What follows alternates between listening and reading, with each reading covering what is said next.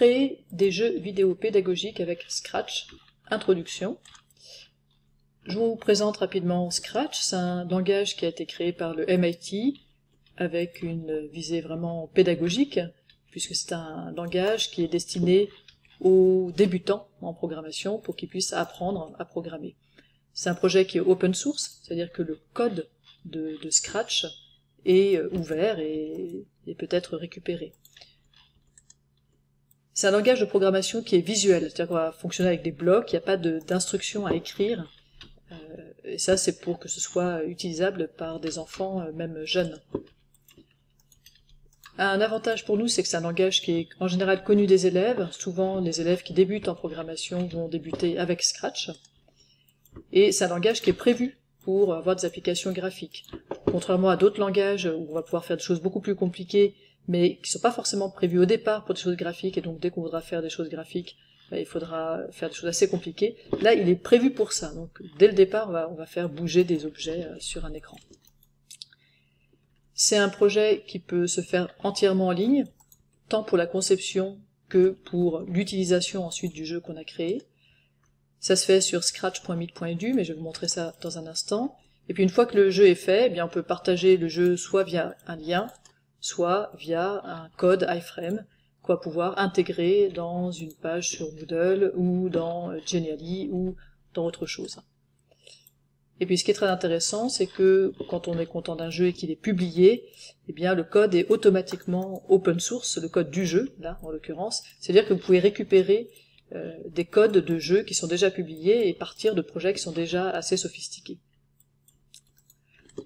Alors, une mise en garde, vous verrez que c'est très sympa, c'est un langage très agréable, mais on est quand même vraiment dans de la programmation, et la programmation c'est chronophage et addictif. Alors voilà, je vous mets cette petite image du codeur qui fait venir sa pizza et qui continue à coder en mangeant sa pizza. C'est bien sûr très exagéré, mais méfiez-vous. Voilà, comme je suis sûr que je vous ai pas fait peur avec ma mise en garde, je vous laisse aller sur un moteur de recherche et faire une recherche Scratch. Vous tomberez sur scratch.meet.edu et là vous allez pouvoir créer un compte, puis vous connecter. Je ne vais pas rentrer dans les détails, vous trouverez plein de tutos sur internet si vous n'arrivez pas à le faire tout seul. Ce qui va m'intéresser, c'est, je peux vous montrer quand même, quand on crée un nouveau projet, juste à quoi ça ressemble. Mais le mieux c'est que vous le fassiez. On commence toujours par quand le drapeau vert est cliqué, et par exemple, donc là je suis sur ce lutin, et je dis que quand le drapeau vert est cliqué, ce lutin va avancer de 10 pas. Donc je clique sur le drapeau vert, effectivement, mon lutin a avancé de 10 pas. Je vous laisserai regarder, on peut créer d'autres lutins, faire des interactions entre différents lutins, évidemment interagir aussi avec les bords, avec des zones de jeu, etc. Vous regarderez dans le détail, mais je voudrais prendre le temps juste de voir avec vous.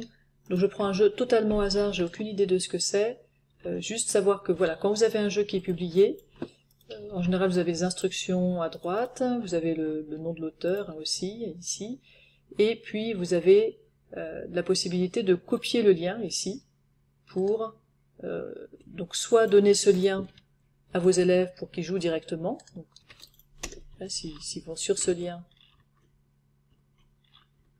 ils ont accès au jeu. Ils peuvent jouer évidemment en plein écran, ils peuvent revenir sur la page du jeu. Mais ce que vous pouvez faire aussi, c'est récupérer ce code iframe et le mettre dans une page de blog, dans une page de Moodle ou ailleurs. Donc on a du contenu qui va être intégrable. Et puis une dernière chose, si ce jeu vous intéresse, vous allez pouvoir faire voir à l'intérieur, et on va rentrer dans le code du jeu, et on peut aussi en créer une copie en faisant un remix, et donc comme ça pouvoir modifier et partir de ce jeu-là et faire votre propre version du jeu. Voilà pour ce tour d'horizon très rapide sur Scratch. Comme c'est un jeu, comme c'est un langage qui s'adresse à des jeunes débutants en programmation, on trouve plein de tutoriels très bien faits qui s'adressent à des débutants. N'hésitez pas donc à faire des recherches de tutoriels.